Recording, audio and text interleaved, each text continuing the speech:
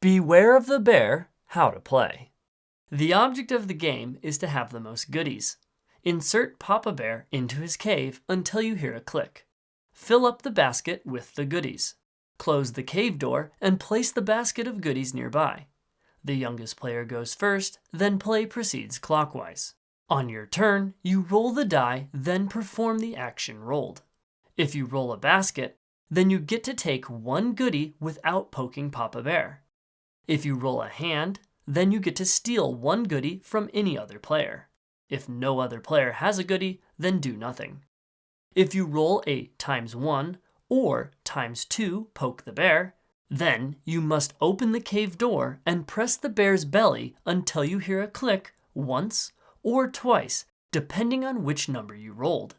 If Papa Bear doesn't wake, then close the cave door and collect goodies from the basket as indicated by the number on the die. Then your turn ends and the next player goes. If Papa Bear does wake up, it will shoot into the air.